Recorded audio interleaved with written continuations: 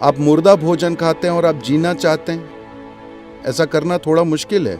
मेरे आसपास 100 से 150 लोगों की दिनचर्या इसी तरह है। बस औसतन 4 घंटे की नींद, हफ्ते के 7 दिन वे बस ऑन हर समय ऑन रहते हैं। एलोपैथिक डॉक्टर इस पर ध्यान नहीं देते, लेकिन आयुर्वेद इसी पर आधारित है।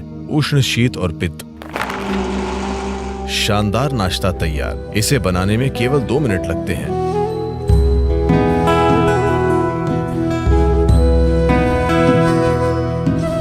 मेरी बेटी ने 1 महीने से फोन नहीं किया था। मैंने पूछा तुम्हारे साथ समस्या क्या है, तुम फोन क्यों नहीं करते? उसने कहा हर 6 घंटे में आप एक नए शहर में होते हैं, मुझे क्या करना चाहिए?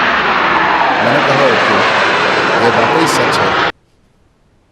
कभी कभी एक दिन में हम 3 शहरों में होते हैं, तो ये नॉन स्टॉप गतिविधि है। और आज मेरे पास कई लोगों ने ऐसा करना सीख लिया है। मेरे आसपास 100 से 150 लोगों की दिनचर्या इसी तरह है। बस औसतन 4 घंटे की नींद, हफ्ते के 7 दिन वे बस ऑन हर समय ऑन रहते हैं। और वे चिढ़े नहीं रहते, वे परेशान नहीं रहते, वे प्रसन्न रहते हैं, वे शानदार लोग हैं।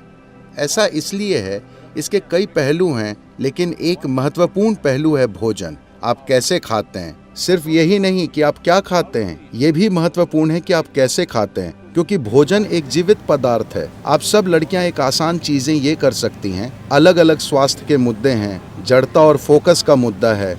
आप अपने भोजन का 40 से 50% हिस्सा कच्चे भोजन के रूप में लें, यानी ये जीवित हो। इसे जीवित कोशिका होनी चाहिए।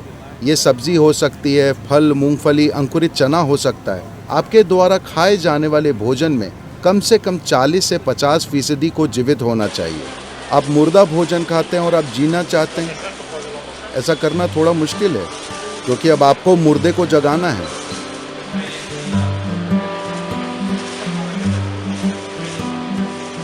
सभी चीजों में एक मूंगफली। मैं मूंगफली के बारे में विशेष रूप से उत्साहित हूं, क्योंकि मेरे जीवन में एक दौर था जब मैंने सिर्फ मूंगफली और केले पर जीवन बिताया, बस इतना ही। क्योंकि इसमें वो सब कुछ है जो आपको चाहिए। बस भिगोई हुई मूंगफली, बस इतनी मूंगफली रात भर भिगोकर और एक केला, मेरा पूरा दिन निकल जाता था। और पूरी तरह से सक्रिय, ज्यादातर लोगों की कल्पना से भी ज्यादा सक्रिय। इसमें आपका जीवन चलाने के लिए सब कुछ है। यह अपने आप में एक संपूर्ण भोजन है।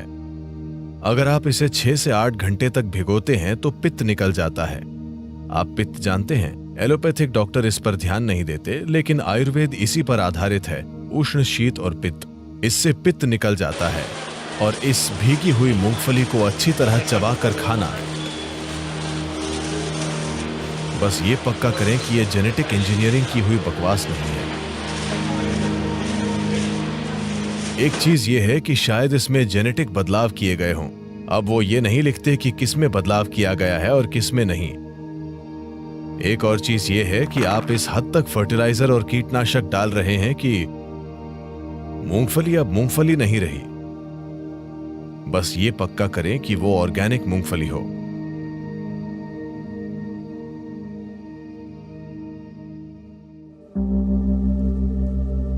अगर आप नाश्ता बनाना चाहते हैं, आप एक रेसिपी चाहते हैं, तो मुट्ठी भर मूंगफली लीजिए। उसे 6 से 8 घंटे तक पानी में भिगोइए। इसे मिक्सर में डालिए। अगर आप कोई फल डालना चाहते हैं तो एक केला या आप जो चाहें वो डालें। केला उसमें अच्छा लगता है। आप कोई दूसरा फल भी डाल सकते हैं। अगर आप चाहें तो थोड़ा शहद भी डालें। 2 मिनट। शानदार नाश्ता तैयार। इसे बनाने में केवल 2 मिनट लगते हैं। अगर आप इसे थोड़ा पतला चाहते हैं तो इसमें थोड़ा और पानी डालिए और बस इसे पी लीजिए। आप इसे दलिया जैसा चाहते हैं तो इसे गाढ़ा बनाइए और इसे खा लीजिए। आप देखेंगे कि ये आपको आसानी से 4 से 5 घंटे तक ऊर्जा देगा और ये बहुत पौष्टिक है।